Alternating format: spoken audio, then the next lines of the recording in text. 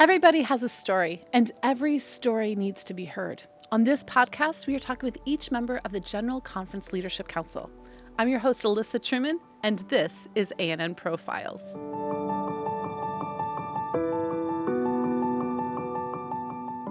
Today, I'm here with George Egwakhe. He is the one of the associate treasurers here in the General Conference. Hello, George. How are you doing today? Fine, thank you. You know, I hear your name a lot in my department, especially. You are our treasurer who oversees our expenses. So I hear your name a lot, but I don't think I've actually really met you. So I'm very excited that the first time where we're going to be doing this, I get to hear how God has guided you in your life. Thank you so much. It's nice to meet you too. It's a very weird way to meet people. It's like, here, come to my podcast. We can meet each other for the first time. We've exchanged a lot of emails, but that's correct. There we go. That's correct. So, George, I know that you are from the lovely continent of Africa and the beautiful country of Nigeria. Mm-hmm. Tell me a little bit about Nigeria as a country. Nigeria has a population of over 220 million people. That's a lot of people. A lot. And geographically, we can say they are divided into three major regions: the north, the west, and the east. And they are the dominant tribes of that country. Nigeria has a very high literate level, educated people around the world, as you may know. We're all over the world. That's excellent. Yeah, God has been so good to that country. We are a rich nation. But we do have challenges with corruption, which everybody is aware of. Otherwise, Nigeria is a great country. What has made it a rich country? We have the minerals, we have the oil, we have the people. When I say people, highly educated population, both in medicine, in law, if you like, in technology. We do have that. But again, as I said, unfortunately, most of them are outside the country. Well, I guess thank you for sharing one of your greatest resources, which is your people, with the world. Thank you. So you were born in Nigeria. Now, were you in the north, east, or west? Fortunately or fortunately, I was born in the middle belt. Okay. Yes, a state called Edo State, Nigeria. Yes, that's where I'm born. Okay, so tell me a little bit about your parents. Okay. My parents were pagans. Pagans. Now, define pagan for us, because People some who people do not don't worship. know what it means. Okay. In other words, you can say they are animists. They didn't believe in God. They didn't go to church. They were not Muslims. But just worship idols. So what kind of idols were the pagans worshiping in that area? Was it like local, kind of like gods? Yes. Okay. That's exactly what happens. You may have a tree at the back of the house, and you see that as your god. Okay. You worship that. That's Worshipping your god the that you tree worship. in the back yes. of the house. Okay. And make some sacrifices that go with it. Yeah. That's the environment I grew up. Okay. So your parents were both pagans. That's correct. Now, you felt loved and all this stuff. I mean, that didn't make any differentiation. No, it didn't make any difference. No. So it's just, this was their belief system. Exactly. But tell me about your interactions with them outside of the system. And then let's talk a little bit about your early interactions with paganism as a young person as well. Fortunately, I did not involved in those kind of practices. I was lucky enough, though my parents were, until they find the true God. In my own case, like any normal African child, you have to learn to obey your parents. I think that's supposed to be global, not just Africa. Well, I hope so. So in the case of where I come from, Your father or your mom, they have the final word. They tell you something, you don't question it. You just obey because you believe they are for the best, they are for your best interest. That is the environment I grew up from. So, what did your father and mother do? Farmers, Farmers. yes. What When I did- say farmers, again, let me qualify that. Yeah. Peasant farmers, they grow to eat. It's not commercial farming, no. So you plant, basically it's for you, for your consumption. If there is excess, then you can sell. But the money you make there is not enough for you to So it's really live for in. life. Exactly. It's for sustaining. So you're farming the land Sustenance so you farming. can eat. Exactly. Exactly. So what kind of foods would be common that you would plant? Exactly. You have cassava, I love cassava. you have beans, Beans, okay. you have yams, okay, and occasionally rice. Okay. Yes, that's all. Then you have vegetables that go with that. That's basically what we plant. So when you grew up, this is what your parents did. They Yeah. lived Yes. to eat, Yes. to And- provide for their families. Exactly. And as a child, if you happen to have gone to primary school, after primary school, you go to the farm, you help your parents out, or even during school hours, you are expected to assist your parents. Wow. So education matters, You bet. but at the same time, most people come back and just work with their families Yes. to continue providing for this Exactly. sustenance. Now, obviously, that's not where you land because you're here. So let's talk about those early school years. What was school like in Nigeria? Okay, you are referring to early 60s because I started my primary education in 1959. 1959. Okay. That time, Nigeria has not gained her independence. So in 1960, Nigeria got their independence. I can still remember vividly how beautiful it was with a flag of Nigeria, and we were given a cup of independence A cup of independence. and free food on that day. So yes, it was not easy because those days we only have missionary schools, missionary high schools, So when you finish, you are expected to go to secondary school. If your parents hasn't got the money, there's no way you will go. That means you will end up with primary education. Is that common for most young people to only get through primary? That was what happened in my own case. When I finished primary school, I was qualified to go to secondary school, but there was no money. It was so difficult that the headmaster of the primary school went to my parents and said, Josh, you go to secondary school. And I could remember vividly my father telling them, he said, I don't have the money.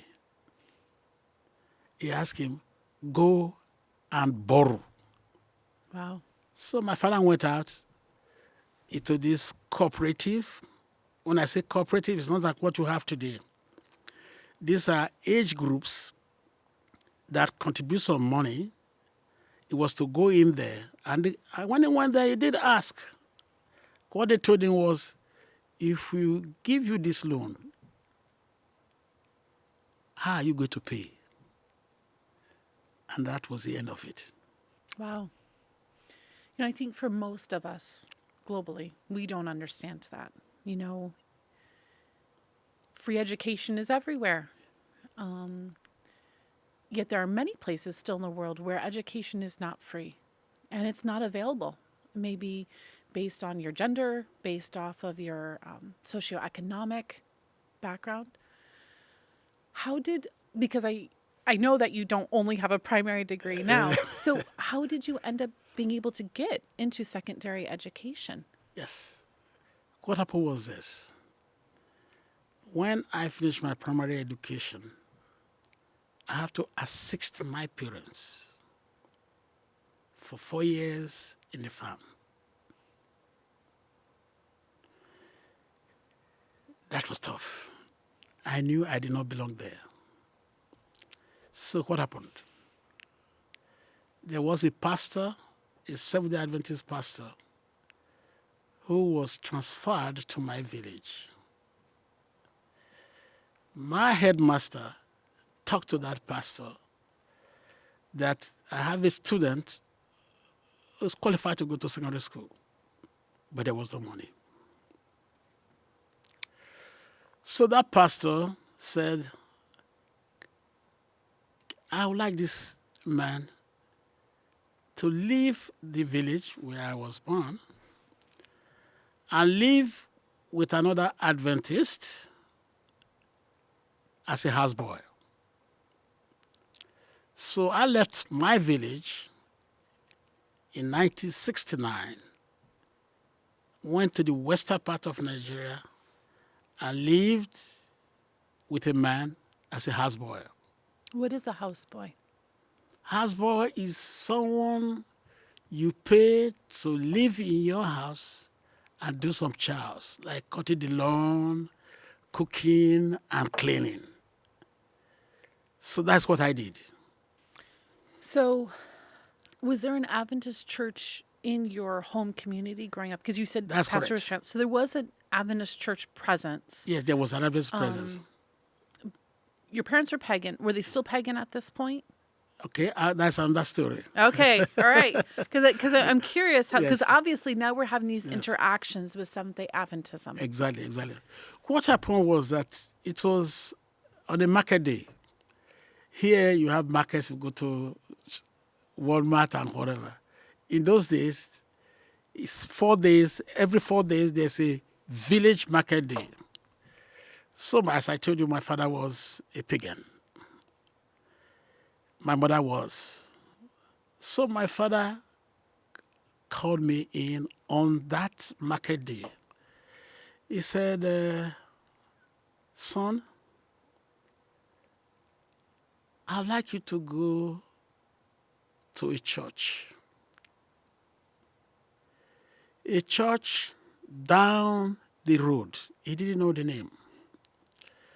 He said, that church is a godly church. They tell the truth. They care for one another. So as a child, I cannot challenge. That's what I... How old are you? This was about 15. So you're 15 years old. Yes. And your parents are pagans. Yes. But he's sending you to a Christian church. Exactly. Because he sees them to have truth and they take care of people. Exactly. So I went to that church. When I got to the church, first of all, as I told you, I cannot challenge the authority of my father and my mother. No way. I could have asked him, how can you say a church you don't know, who don't know their teaching, you don't go, and it's a true church? I could have challenged him. But there was one thing telling me, say, listen, you don't have the authority to challenge your father. At the same time, I knew I don't want to be a farmer. I don't want to be a peasant farmer. That was clear. So I went there reluctantly to avoid going to the farm, at least on a particular day. You're like, I get out of the farm. Yes. Yes. So that was my motivating factor. So you're obeying your father and getting out of the work you don't want to do. Exactly. So it's a win-win. Exactly. Okay. So I went to the church on that Saturday, and here were two ladies, elderly ladies. They just welcomed me afar off. I said, Happy Sabbath. I didn't know what Happy Sabbath was. Which tells you our language doesn't always make sense to people. Happy Sabbath. And those two ladies took me to a seat, and I sat down there. I tell you, I was shocked. At the end of that Sabbath, you know what they said? They gave me a pamphlet. mission report. Have you ever seen a mission story pamphlet? I have not. You have not. That's a long time ago. Sorry, it was before my time. So they gave me this pamphlet. They said, you read and tell us the mission story the following Sabbath. All right, I'm going to stop here because this is an important thing that we need to talk about. Sure. One, you're a 15-year-old boy who has never stepped foot in the church. Exactly. And what these women did was immediately started discipleship. Immediately. Right there. They Right there. entrusted you and said that you are so important. We want to already involve you in the community. You didn't have to be baptized. First day. You didn't have to be perfect. You just had to be present. Exactly. First day. That is so beautiful. I think that's a challenge to every pastor, elder, Sabbath school, anybody in our churches who's listening to this. When you see someone come in, they always have a role that they can play to help support the church. When I look back today, I just say, God used those two illiterate women to bring me into the fold. So you came back the next week. Came the following week. Imagine telling a story. You told the story. You don't know where it comes from. It's just a mission story. I tell the story. How much do you even know about God? Zero. So you know zero about God. I've not seen a Bible. I've not seen a Bible You've at never that age. seen a Bible, and you're telling a mission story. A mission story. Do you remember what the mission story was about? I cannot remember vividly, but I know it was a foreign story. So it was a foreign story. It was a story of something that Yes, happened Exactly. About a God that you don't even really Exactly. know. So Exactly. how do you get to know this God? Now, this is what happened. Again, interesting story. The following Sabbath I came. They asked me to give the mission story. The third Sabbath, you know what happened? The lesson study. So was this because you could read? Yes. That was it all. Imagine they give you a lesson story. You read it, you tell a story, you quote a text, you don't know where it comes from. You don't even know what the book is. I didn't know what Bible looks like until I started first year, what we call the pre-seminary. First year in college. Your first year in college was the first time you saw? A Bible, a small Bible like this. I remember I went to my first Old Testament history. Old Testament. And they were talking about Adam and Eve. Where on earth does these people live? So you read a story, you don't know where it's come from. Until one of my classmates says, it's in this Bible. Because the issue here you don't know how precious the Word of God is to those who have never heard or seen and are inquisitive. Inquisitive to know, to read, understand. Others read, but they don't know where the source is. That was my case. So I'm going to tell you, I was told that you had an amazing testimony, and I told them not to tell me any of it. This is even better than I think I had envisioned.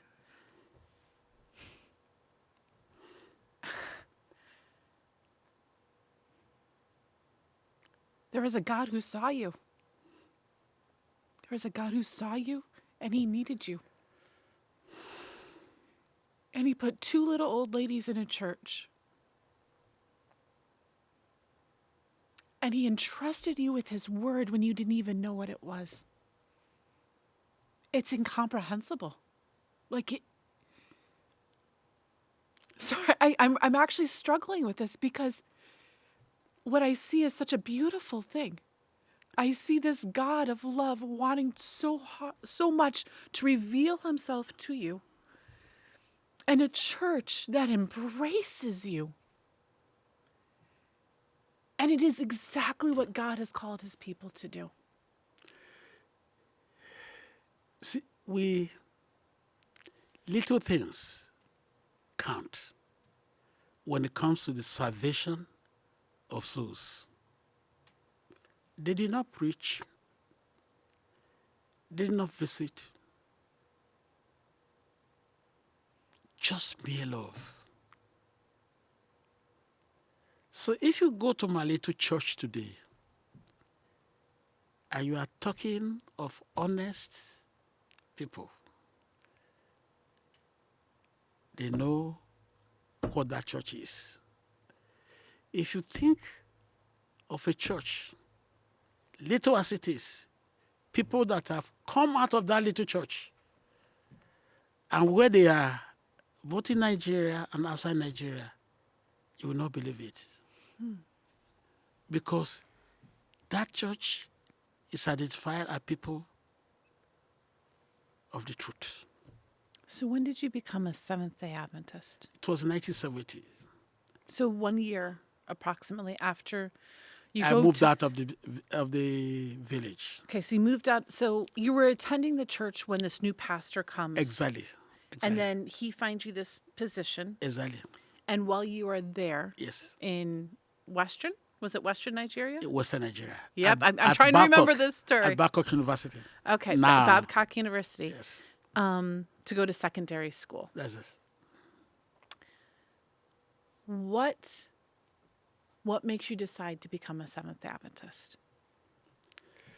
First of all, my dad said that is the true church. Okay? But I must tell you, being the first member of the family to be an Adventist, it transforms. The church transforms your life. Okay?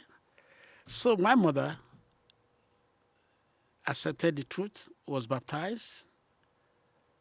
After a while, my father John was also baptized. Both of them are dead now. Okay? So when I got to Babcock, 1970, that man I told you said he wanted me to come and work for him. Jesus had given me the opportunity. He said, I would like you to be a minister. Okay? So you're being called to ministry. And again, you still haven't seen a Bible. So I said, I must go to school. And this man, by the name... Did you understand what ministry was? I didn't know. Let me tell you, that's another interesting thing. This is great. So he said, I want you to be a minister. For me, a minister is not like government minister of education, minister of foreign affairs and whatever. Minister of I didn't know what he was talking. It's one of these ministries. Yes. So I said, well, I don't have the education. He said, you are going to take an entrance exam. So I took the entrance exam. Remember, this is 4 years or 5 years after I finished primary school. Here, he asked me to take an entrance to secondary school. So I took the entrance. Do you know what I scored? I still remember that vividly. 51 over 100. Well, it's over half. So if you were 49 and under. 51 over 100. So he called me in. It's not great. His name is Pastor Diogun. So he died recently. So he said, you barely made it, but you must work hard if you really want to be a minister. Of something. Of something. It's later I got to know that he wanted me to be a pastor. So I didn't understand that. So yes. So God was so good. 4 years after I finished the prerequisite, high school, got the prerequisite to go into college. So real quickly, yes. What did he see in you that made him think you should go into the ministry? I wish I know. But he must have been told about my background. Background that I needed education. Background of the role I played in that local church, giving mission story. Teaching Sabbath And school. yeah. So, Wow.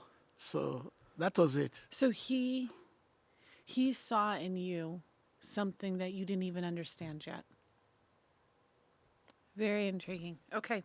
So you're now enrolled in college Sure. to be a minister. At some point you realize that this is not a minister of housing or economy. I got to know later. So I want to ask you, when Yes. did you get your first Bible? That was first year in secondary school, or if you like, first year in pre-seminary. They call it that. Those days they call it pre-seminary Pre-seminary. studies. Okay. Exactly. So they give you a Bible. Yes. What was that like to hold God's word in your hand? The Bible was square, very small. But listen, here you are competing with Adventists on the Word of God, study the Bible. I have to read many times to understand what was going on. Because it's all Read new. the Bible. Exactly, it's new. Read the Bible, read the textbook. While other people were mentioning names, I have to struggle hard to remember the names in the Bible. Okay? So for you, everything's new. It was new. Everything's new. It was new. It's as someone who's grown up, fifth generation Adventist. Yes. You know, like I probably by the age of, let's say you're probably 16, 17 at this point, maybe, I probably owned Yes. 6 or 7 Bibles. Bibles. You know, because they give you Bibles for everything, it feels like.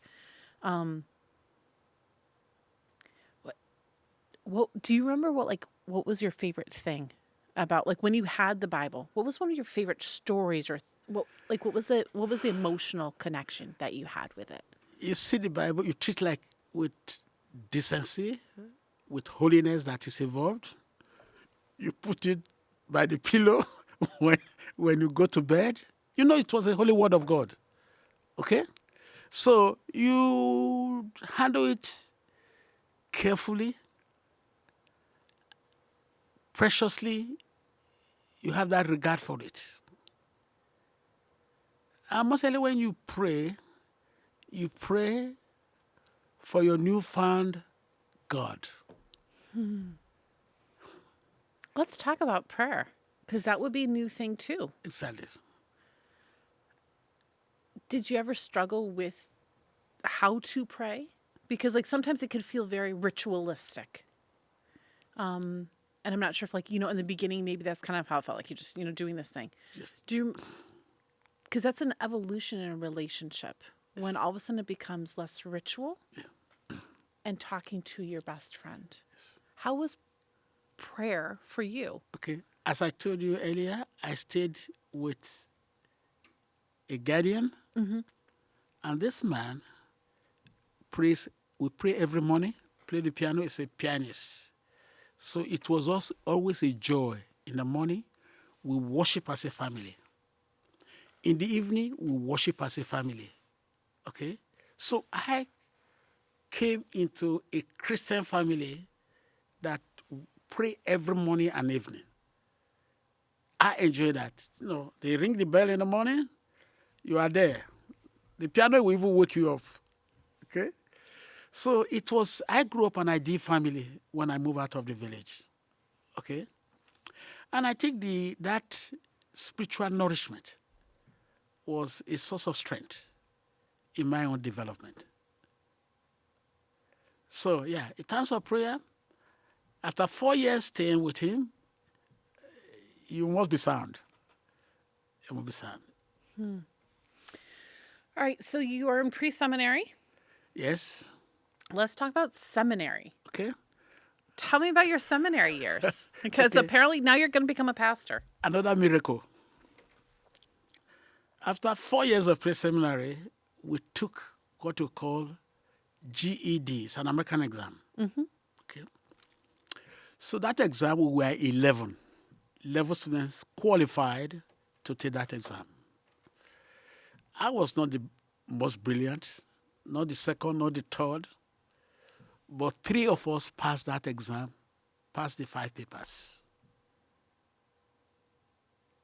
How I made it, it's only God. I know of 3 brilliant students, more brilliant than I, could not pass paper 4. I remember paper 4. There were 5 exam papers we have to take. The 4 was the most difficult from my own background. And it's an American exam. Which is GED, seems odd to me that you'd be having to take the American GED. But because we were trained by Americans. We have many American missionaries in our Okay. school. Yes. All right. Yes. So that's what happened. So when we finished, I finished that one, I got to college. Now, the first year was theology, religion. I'm interested to know when it came to Greek, oh my. that was another language. Wow. This, So I decided, I said, listen, let me take religion and business. Because within me, I developed interest in business. okay. Okay? Then my guardian felt that, okay, if that's what you feel comfortable, that is fine. He didn't force me. So I took religion, business. Since I wasn't sure of what I wanted to do, I took history again. For 2 fun. minors. You like history? History, you know why I like history? Tell me. One of my teachers had a PhD in history from University of Wisconsin. When he teaches history, you just fall in love with that subject. So I said, okay, let me take a minor. I had a teacher who made me fall in love with history too. It's my favorite subject. So when you said the history, I was like, oh, we're on the same page here. Love history. So God was so good. And from there on, the Lord saw me through. So you end up with religion and business. Yes. So degrees in both. No. Minor in history, religion, and major in business. Major in business. Yes. Okay. So you finish, out of curiosity, Yes. do you meet a beautiful lady at this time of your life? Yes. Okay, because I don't want to leave beautiful ladies out of it. Like, Yes, you know, that story. So tell me a little bit about your wife. Okay. My wife was 2 years ahead of me of college. Okay. 2 years ahead of me at college. But remember that I didn't go to high school because I have to work 4 years in the farm. So you're still older. Yes. You're older, but not quite as far along during school. Exactly. Okay. Those days, it was tough for a junior student to approach a lady that is higher than you in education. So I could not talk to her while we were in college. But I loved her. Oh, I love it. What is her name? Victoria, Victoria. Okay. that's the lady I married eventually. Yes. Okay? So she was ahead, decent lady, highly respected, but there's no way I thought that I could talk to her and we say yes. So I said, okay, no problem. So she finished. She came to the U.S. Immediately I finished, I said I must go to the U.S. to study. It's very important I go to America. Very important. I hear you. Yeah. Very clear goals. Where So- did she go to study? Andrews. Okay. So 1979, 78, I finished, served the Nigerian government for 1 year. I left for the U.S. Did you also go to Andrews? Yes, I was there. So She what was were- there. So what were you going to Andrews for? I was first of all to go and meet her. I meant degree, but obviously you had very clear priorities. It's really just Victoria. That was it. So I went there to study. But when I got here, she had finished her master's and ready to return to Nigeria. Oh no. So I said, This no, is no, not no. working no, well No, no, for no, it's not working well. So I have to use my persuasive language. I said, listen, young lady, you are finished. Why can't you take a second degree? Take a second. Just stay, Victoria. Come on. So he said, well, why do you come with such an idea? I said, no, I just feel that if you have a second degree, she had a second degree, so he has a master's degree in religion. I said, okay, why can't you take a master's in education? Why can't you do that? Simple. Yes. I said, why? That gives me enough time to work on my MBA so that I can also have the opportunity to really, solidify what I had in mind. Did she go back and get a master's in education? She did. Oh, So that's you're very persuasive. I'm going to remember this about you. I'm going to remember this. So that's how I was able to get married to her. We did our courtship, came back to Nigeria, and got married. So I feel like I should say congratulations, but I'm guessing it's been a couple years. Yes. So you serve. I mean, so you both finish your degrees. Yes. You come back. Yes. Do you start working in Nigeria? Yes. What happened was this again. I got to Nigeria. We got married. I started working we got back to Nigeria. I was working at Babcock. We got married. Within 1 year, they said, okay, George, we'd like you to come to the headquarters in Ivory Coast. 1 year in Nigeria, I was cut out. All right. So when you came back to Babcock, Yes. what role were you serving there? As a senior accountant. So senior accountant. So your MBA, senior accountant, back where it all started. Exactly. Okay. What is your wife doing? My wife at that time was teaching in a teacher training college. Okay. Excellent. Yes. So she's teaching. I was You working spent 1 year. Yes. 1 year. 1 year. And then they call you to where? To Ivory Coast. To what is in Ivory Coast? That is the division headquarters. Okay. WAD. Yeah. So because people listening might not all know where things are. Yeah, So right. WAD stands for? West Central Africa Division. I mean, I knew the answer to that, but I'm Yes, just going to let you that's say. correct. So you're called to West Central Africa Division, That's which is correct. this is a very quick jump. You are right. So like you've gone through university, you spend 1 year, and then it's like, let's come to the division office. Exactly. So what did you do at the division? When I got there, they called me the chief accountant. When we got married, I left my wife in Nigeria for 2 weeks after our wedding. 2 weeks. George. Because they wanted me there. Man, you made her stay in Andrews and you couldn't like... No.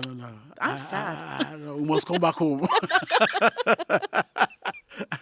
So she joined me later. Okay, well, that's good to know. Yeah. She joined me later. And both of us started working for the church at the same time. What's it like? I mean, the church has been a huge part of your journey. That's it. Your entire life, really. What was it like to be called to work? Did you understand the structure? Did you understand No. like what you were being called to? No. Because nowadays people would be like, that's a pretty impressive, jump. That's correct. But they saw something in you, just as everybody else has before this. Exactly. It's those two women seeing something in you when you walked in the door. Yes. It's the My guardian Yes. seeing something when you walk in his door. Exactly. It's very clear to me that God always knew the doors that George needed to walk through. Everything in my life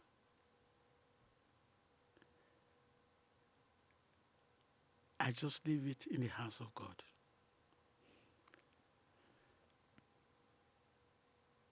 If you happen to visit Nigeria one day, I hope I do now. Now I have to go to Nigeria. I've fallen in love with you, so I've got to go to Nigeria and find out what country produced this amazing man. So you just see that I have transcended every barrier. That God has used people on my way. On my way. So, even getting to the division, I work with Bob Lemon. I work with Pastor Norte. These are people from different parts of the world.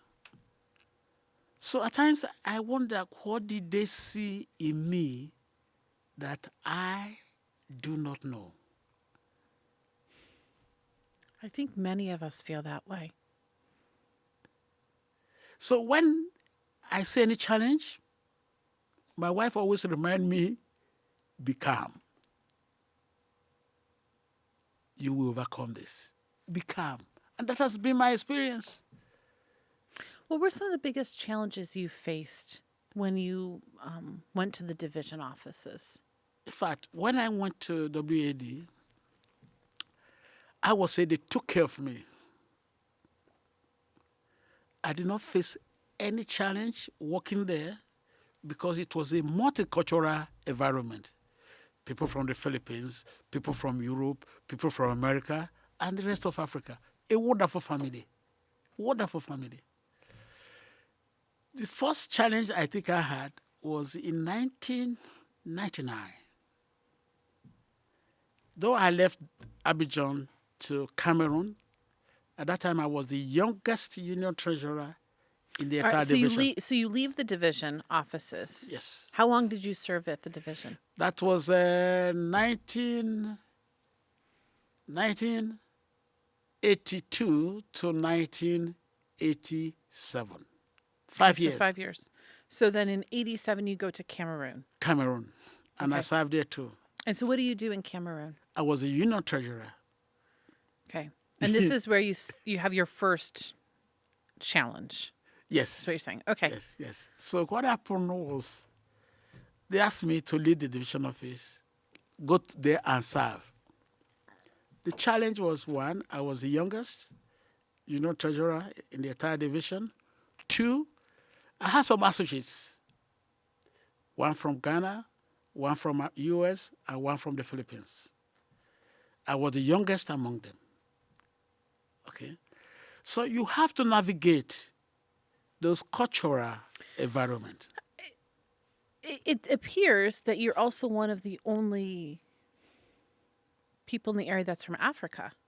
Because it sounds like they have people coming in from overseas to serve in these roles. Exactly, exactly. Was that common back then? It was common. Come on, yeah.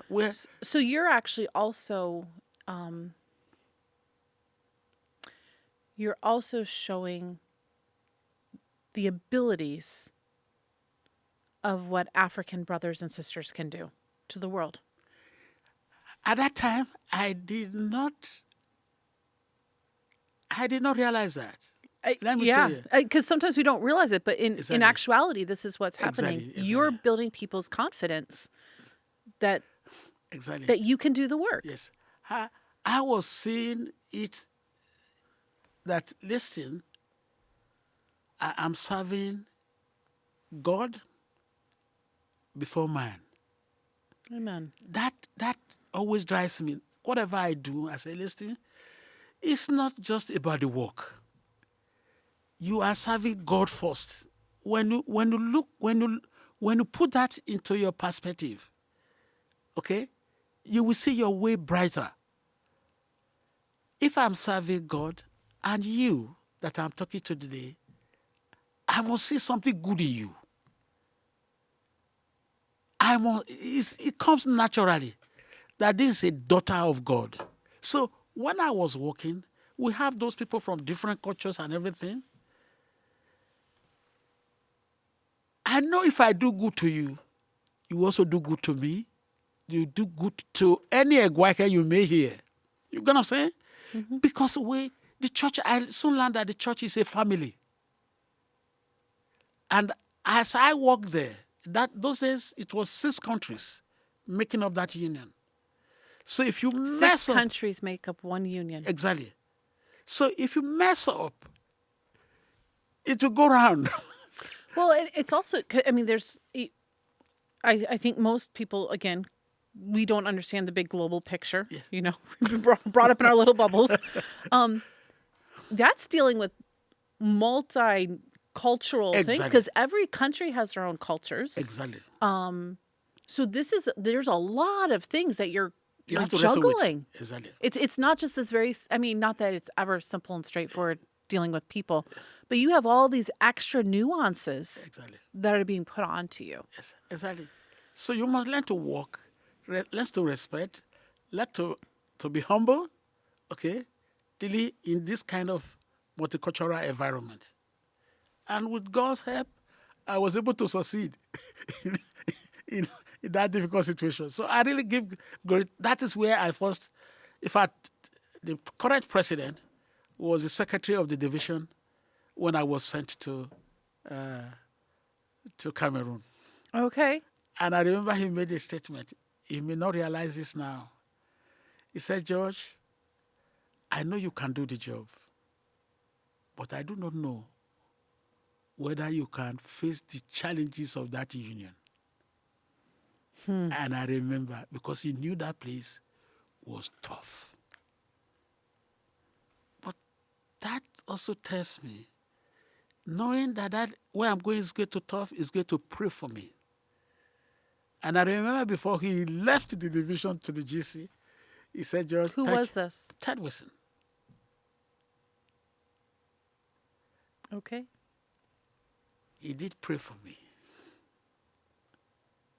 So it has been a long It also history. means that they knew that even though they knew it was a tough union, they believed you were up for the task. Because you don't send people where you know they're going to fail. The only way you would have failed is if you had not relied on the Holy Spirit. Exactly. Exactly. That's what happened. It was an amazing experience. How long did you serve at the union? That union, that is 87 to 92. That's about 5 years. Okay. Then they called me back to the division. Okay. So we're going to just play ping pong. Here we go. All right. So you go back to the division. Then they called me at that time as associate treasurer of the division. The Lord was so good. I came to the division at that time when there were crises, financial crisis. And the treasurer at that time was from South Africa. And he called me and said, listen, come and be one of my associates. So I got in there. And it was quite interesting. They gave me my job description. And I set to work. And by the grace of God, we put the division out from crisis within 92, 94, within 3-4 years. It was tough, but again, the Lord was good. The Lord was good. So we pulled it out. Then the brother found it good that I could become the treasurer of that division, the first of the treasurer. So I became the other So you treasurer of that become the division. official treasurer Yes, of West Central Africa Division. that's correct. Now, do you have children? I had 4 children. One died at PUC in California. So I have 3 wonderful, You have 3 living children. yes, 3 ladies and 4 grandchildren. I also have 3 ladies. Amen. Amen. Love my ladies. Yes. I don't know if it's okay Yes, with you, please, but I feel would. How did you deal with the death of a child? Because that's a very hard thing, and I know they say often marriages split over this. How did you work through that? Yeah. Again, it was a shock. He wasn't sick. He was playing basketball at PUC. So this was your one son. The other son, yeah. Was playing basketball. My understanding is that when they were jumping up, trying to dunk the ball, there was a head boot. So he came down, said he was ready to play again. From there he collapsed and he died. So my wife and myself, we have to go there. That was February 14, Valentine's Day. So we went there. The university was very kind, very nice. PUC was nice. The sister, which is just 1 year apart, was there. So it was tough for the family. We cried. We prayed. So even then, you find out that every February, there's a way I feel, there's a way we feel about the loss of that young man. So it was tough. What was his name? David. David. It was tough. It was a very nice. He went to Maxwell Academy. Yeah. Well-known young man. He was with us in the Philippines where we worked too as missionaries before coming to Andrews. So, yeah, we still remember the sister was with him, the immediate sister. Yeah, at times you still find it difficult. They have to part with the brother. I'm sorry for your loss. But again, I would say when we look back today, that brings the sisters that are so close to one another. And I would rather say that it was a motivation on their part that they were going to do well and fulfill the goal he had, educational goal that he had, because he wanted to be a medical doctor. He was working hard on that line before that happened. So the sisters, two of the sisters are medical doctors, and the middle one is an accountant who took after me. I'm a middle child, so I like her already. So you have these fabulous children. Now it sounds so, because you gave a little hint that you served as missionaries for a bit. So you, from West Central Africa Division, where do you go? I went to the SSD, Southern Asia Pacific Division. Good job. Went to IAS. IAS, that's where I was the VP for finance. Okay, so IAS there are 4 general conference higher education entities. So we have Loma Linda University. We have Andrews University. Those are both in the United States. And then we have IAS, as we call it, which is the Adventist Institute of International Studies. International. Okay. Yeah. I was like, I just know it by IAS. And that is located in the Philippines. That's correct. And our most recent addition is the Adventist University in Africa. That's correct. So those are 4 things. So you've been called from West Central Africa Division now to serve as the Vice President of Finance for IAS. That's correct. Okay. So this is a culture shock. That was a big jump. It's a big jump. I mean, you did go to Andrews, so you've had experience with snow and freezing weather correct. and just very dark, dreary, cold environments. I know my daughter's there right now. Oh. So sorry. she loves it. Oh, she good. loves it. I'm actually a student there, but I do it all in correspondence, so I don't have to deal with the weather. So you go to IAS. How many years do you serve there? From 1999 to 2002. Okay. So what is this like for you and Victoria? I mean, this is a culture shock. sure. What is this like for you guys? There's no question. It was really a cultural shock. Why? As far as I know, I was the second. We were only 2 black people in the faculty area. Really? Yeah, 2. One from America, and I came from Africa. Because most of them would be Asian. Asian, yeah. Okay. Yeah, most of them were Which, Asian. which makes sense because Yes. it's in the Philippines. That's correct. So when I got there, it was a shock. First of all, to me, coming from West Africa to Asia is quite a long distance. It is. I've flown to the Philippines. It's a long trip. That's number 1. Number 2, I miss the food that I'm used to. Fair. Number 3, there were not many black or African descent in that area. Okay? I came with my 2 last daughters. You could imagine children in primary school, you bring them into that kind of culture. So there was cultural immersion. It's like, I'm just going to dump you right in. Exactly. So I got in there. I cannot say that based on my experiences all over the world that I didn't experience a cultural shock. I did. Because at times, part of the cultural shock I had was you wake up, you think of home, you start crying. Me cried that I miss home. It's a big difference. Those are some of the people, some of the challenges missionaries face. That, imagine if you have a missionary alone in a place. Oh, They don't have true. colleague around.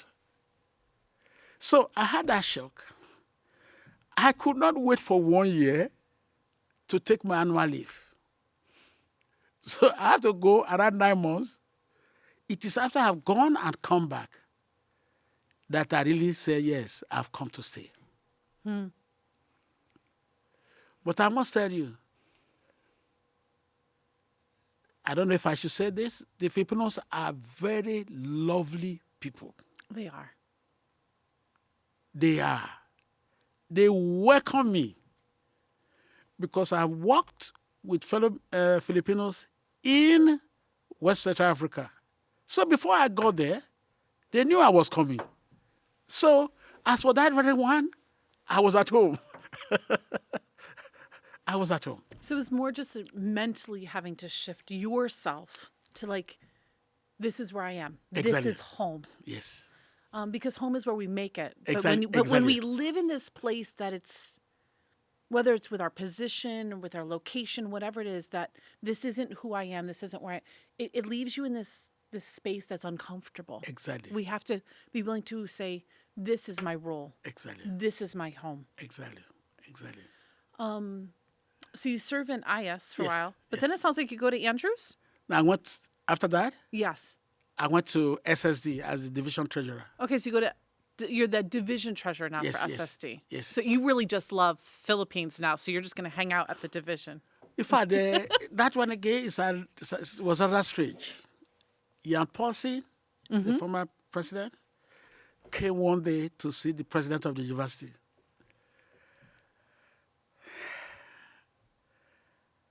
And the president of the university called me in. He said, George, the GC president would like to talk to you. Then I asked the university president, did I do anything wrong? That would be me too. I would say the same thing. How can the president of the general conference says, yeah, he wants to talk to me? Are we quarreled that I'm not aware of? So that was tough. So I didn't want to go and see the president. I went to my wife. I said, Lucy, I don't know I'm what going to my wife first. Yes. I said, this is what the president of IS has told me, that I need to see the president of the GC. So he said, we prayed. He said, okay, you go. Did you quarrel with anybody? I said, no, I did not quarrel. Did you fight with anybody? I said, no. Did you fight with He said, okay, you go. So I was nervous. Then I was called to the president's office, the president of IS office. And the GC president said, oh, George, how are you doing? I said, I'm fine. But I'm not fine. I can feel it. It's all the emotions. I'm fine. It's like, oh. I'm not fine. So I listened. He said, well, it's time for you to move out from here. I said, okay. He said, SSD would like you to come and be the division treasurer. I was literally shaking. Shaking. Because I did not expect it. Nobody told me. So the first thing was shaking, then I started crying. I cried because the love for me was overwhelming. I knew SSD has produced many capable people. What did they see in me from Africa to come I'll be a division treasurer. George, I've spent almost an hour with you, and I can already tell you, if they see what I've seen in this last hour, I would call you in a heartbeat. See, when I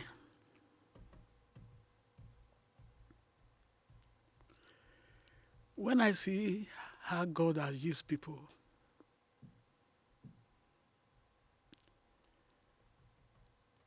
to mold my life,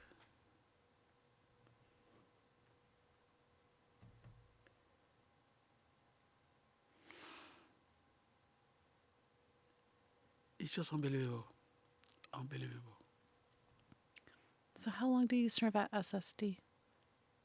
After 3 years. 3 years. So this takes you to 2005. Exactly. That's how I came here. So then you're called at this point to move to America. And Victoria, you don't have to, try to get her to stay at this point. She's locked in. Now. She's locked in. She's locked in. She's locked in. She's locked in. So it has been an amazing story. George, I just want to thank you for coming. I know you're an incredibly busy person. I know you're incredibly busy. Your story has been precious to my heart. Thank you.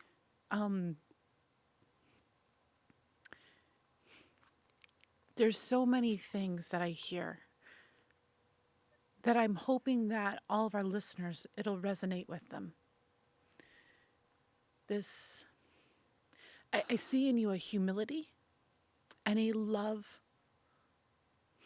to serve the God who opens doors. And it's such a privilege to work in this building with you. Thank you so much. And it's a privilege to know, which sounds odd, it's a privilege to know that you are our treasurer. Thank because you so I much. know your heart now. Thank you. And this has just been a beautiful experience for me. I don't know how to say it.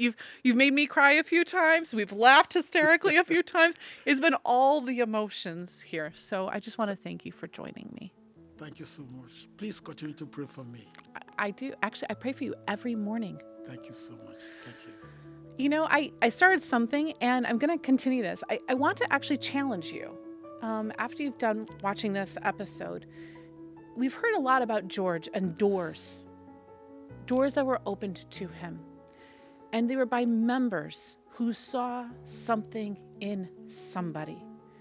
If there is a young person in your life, if there is an older person in your life, it doesn't matter what their age, their gender, their race, it doesn't matter. If God has impressed upon you that you need to journey with somebody and open doors to them, please fling those doors wide open. I encourage you to pray right now as we end this podcast for the Holy Spirit to reveal to you which doors you need to open for somebody in your life. And if you are the person waiting for that door, we're going to be praying for you that somebody will do what they did for George. I hope you've enjoyed this episode of ANN Profiles with my friend, George. If you haven't already, please take a moment, subscribe to our podcast, YouTube channel, wherever it is you're tuning in from today. I don't want you to miss any future episodes. Thank you for spending this time with me. Your time is precious. And I want to encourage you to join me next time as we continue to get to know the life stories of more inspiring people.